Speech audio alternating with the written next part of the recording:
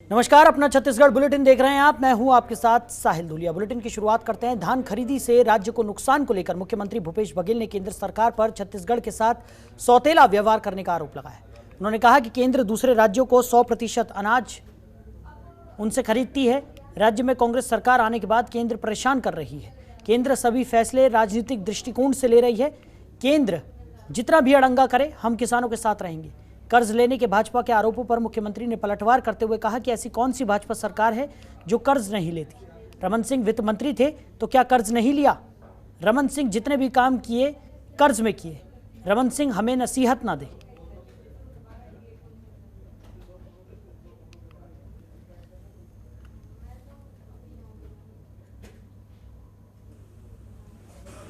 ऐसी कौन सी भारतीय जनता पार्टी की सरकार है देश में जो कर्ज नहीं ले रही? एक भी बता दें मुझे, फिर वो बात करें।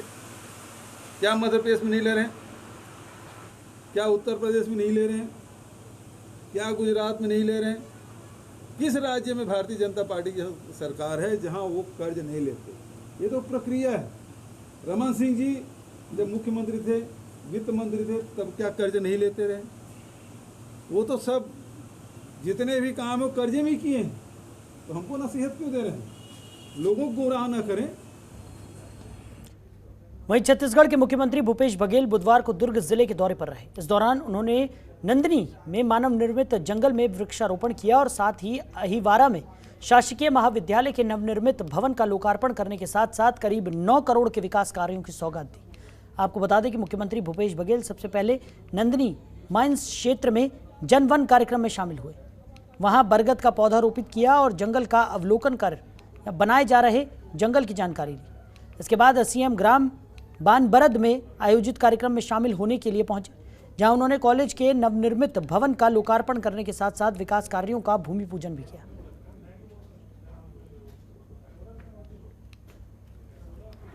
एशिया के मानव निर्मित सबसे बड़े जंगल की शुरुआत आज की गई, जिसमें वृक्षारोपण किया गया और साथ ही यहाँ कॉलेज बिल्डिंग का लोकार्पण किया गया। बहुत सारे निर्माण कार्यों के भी लोकार्पण और भूमि पूजन किया गया है। बड़ी सौगात हमारा विधानसभा को मिला है।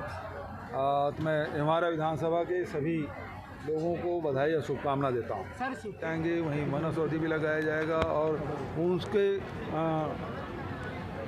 उससे जो संग्रहण किया जाएगा उससे लोगों को रोजगार मिलेगा और साथ ही पर्यटन के हिसाब से भी ये बड़ा महत्वपूर्ण होगा, क्योंकि दुर्ग भिलाई के बीच में एक बड़ा जंगल विकसित होगा जिसमें पक्षियों के लिए भी और जो हमारे वन्य प्राणी हैं उसकी भी व्यवस्था की जाएगी, ताकि हमारे जो यहाँ के परिवार के लोग भी आगे भ्रमण कर सकें। वहीं प्रदेश की कानून व्यवस्था पर पूर्व मुख्यमंत्री डॉक्टर रमन सिंह ने कई गंभीर सवाल खड़े किए हैं। रमन सिंह ने ट्वीट कर निशाना साधते हुए लिखा है, राहुल गांधी जी, कांग्रेस की पूरी बारात आपको प्रदेश का विकास देखने का न्योता देने गई थी। देखिए कैसे छत्तीसगढ़ को भूपेश बघेल ने जंगल राज बना दिया। हत्या, डकैती और बेटियों के साथ दुष्कर्म की घटनाएं लगातार बढ़ रही हैं।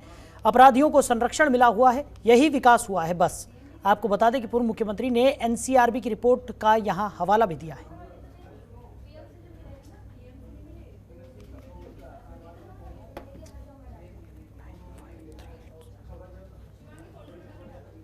खबर पर ज्यादा जानकारी के साथ हमारे ब्यूरो चीफ प्रशांत द्विवेदी हमारे साथ जुड़ गए हैं। प्रशांत, जिस तरीके से रमन सिंह ने ट्वीट कर निशाना साधा है, क्या कुछ निकलकर सामने आ रहा है?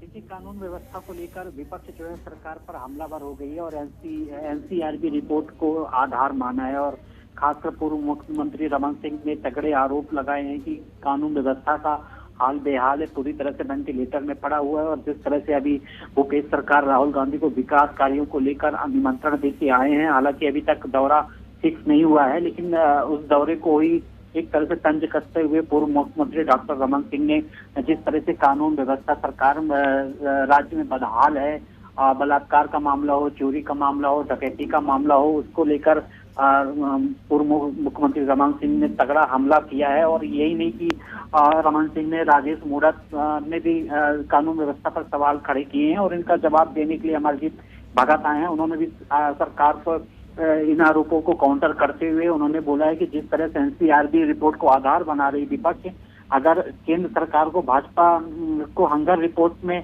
को भी खंगालना चाहिए कि भारत से बेहतर रिपोर्ट छोटे छोटे देशों का है, तो निश्चित तौर पर अपराध के मामले में पक्ष और विपक्ष एक बार फिर से आमने सामने हैं और कहीं ना कहीं कानून व्यवस्था थोड़ी सी जरूर यहाँ पे लचर दिखाई दे रही है, क्योंकि कुछ दिनों से लगातार चोरी की वारदातें, डकैती की वारदातें लगातार शहर में बढ़ रहे हैं। तो ऐसे में सरकार को हालात पर नियंत्रण करना चाहिए, नहीं तो आने वाले दिनों में विपक्ष को एक बैठे बैठा बड़ा मुद्दा मिल जाएगा। जी चलिए प्रशांत, आप बने रहिए हमारे साथ, आगे भी आपसे हम जानकारी लेते रहेंगे। बढ़ते हैं आगे। एनसीआरबी रिपोर्ट पर कैबिनेट मंत्री अमरजीत भगत ने केंद्र सरकार पर निशाना साधा है।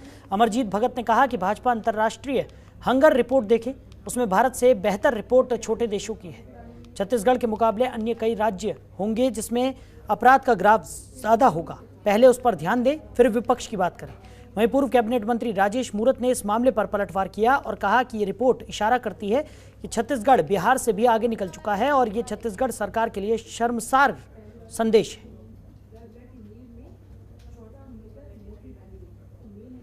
जो इंटरनेशनल हैंगर जो इंडिकेशन बना है उसमें आप देखें कि भारत का क्या नंबर आया है विश्व में। भारत का नंबर ये कहते हुए जो हमसे पिछड़े और छोटे छोटे देश हैं उसका पोजीशन भारत से बेहतर दिखा रहा है।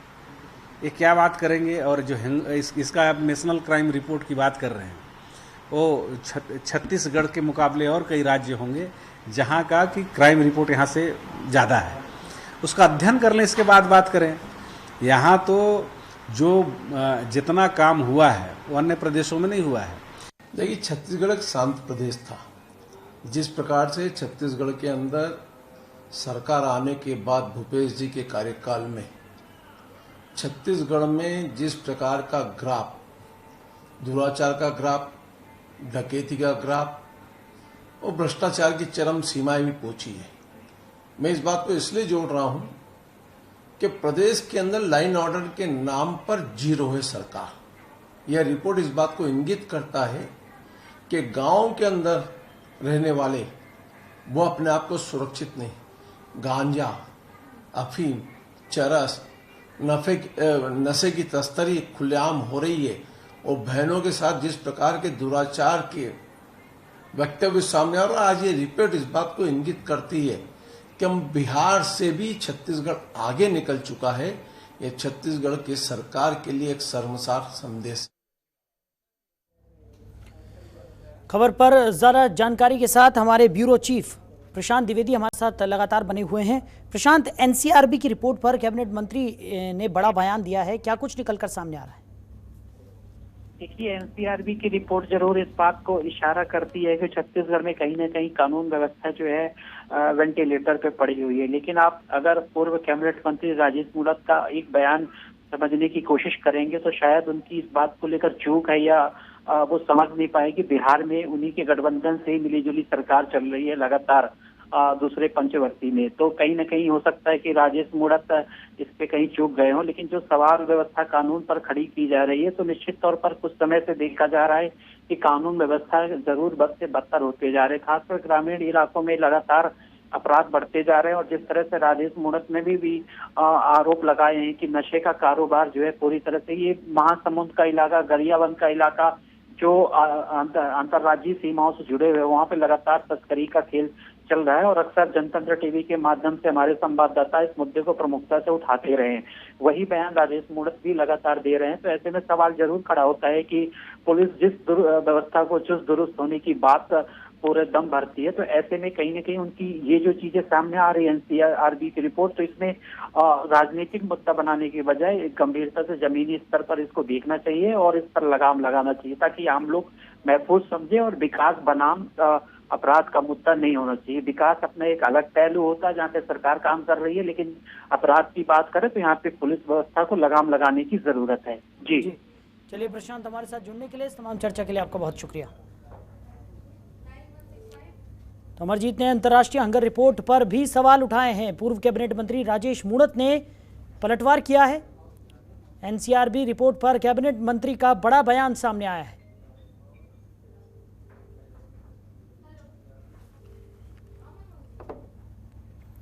वहीं छत्तीसगढ़ से लगे राज्य उड़ीसा के मलका नगरी कोरापुट में पुलिस और नक्सलियों के बीच में जबरदस्त मुठभेड़ हुई। ये मुठभेड़ करीब 1 घंटे तक चली। आपको बता दें कि मुखबिर से सूचना मिली थी कि कुछ हथियारबंद नक्सलियों को इन इलाकों में देखा गया है। सूचना पर संयुक्त टीम को ऑपरेशन के लिए रवाना किया गया था। बताया गया है कि इलाके में जब जवान पहुंचे तो नक्सली और पुलिस की जबरदस्त मुठभेड़ हुई। जवानों को भारी पड़ता देख नक्सली अपने सामान को छोड़कर जंगल की ओर पहाड़ की आड़ लेकर भाग निकले। वहीं मुठभेड़ खत्म होने के बाद इलाके की सर्चिंग जवानों ने की, जिसमें नक्सलियों के हथियार और अन्य सामग्री जवानों ने बरामद कर ली है। वहीं पुलिस अधीक्षक ने नक्सलियों से अपील की, समर्पण करके बेहतर जीवन जी सकते हैं।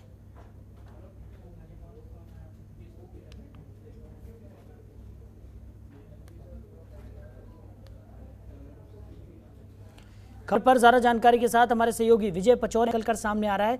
नक्सलियों के साथ मुठभेड़ में पुलिस को कई हथियार बरामद हुए हैं और नक्सली भाग खड़े हुए। साहिल, मैं आपको बता दूं कि छत्तीसगढ़ से जो लगा राज्य उड़ीसा है कोरापुट, वहां पे 2 दिन पहले 20 लाख के नक्सली और उसके सहयोगी को गिरफ्तार किया गया था। कोरापुट पुलिस ने 2 दिन तक उस दोनों नक्सलियों से पूछताछ की है। दोनों नक्सलियों से जानकारी मिली थी कि मलकानगिरी और कोरापुट और व्यापारी गुड़ा जो नक्सल इलाका है, उस इलाके में नक्सली कैंप लगाकर हैं, जिस पर तीनों जिले की पुलिस को और जवानों को उन इलाकों में भेजा गया था, जहां पे नक्सलियों ने बताया था कि नक्सली उस इलाके में कैंप लगा के रह रहे हैं। तभी ये तीनों जिले की पुलिस जो है उस इलाके में बताए गए इलाके में पहुंची, जहां पे नक्सलियों ने कैंप लगाया था।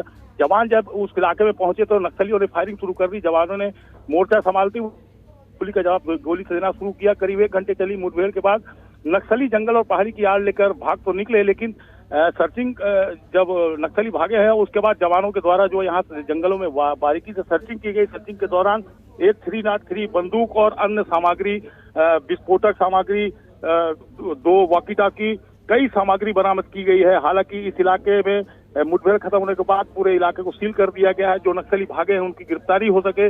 वहीं मलकानगिरी के जो एसपी है उन्होंने साफ तौर पर कहा है कि जो उड़ीसा पुलिस सरकार जो चला रही है समर्पण नीति, उसका फायदा लें और समर्पण करके अपना बेहतर जीवन जिएं।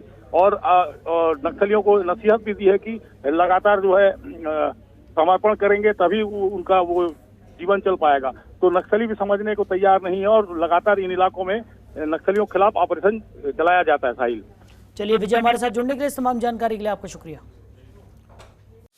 खबरों के निष्पक्ष विश्लेषण के लिए सब्सक्राइब करें Jantantra TV and press the bell icon. Never miss any update.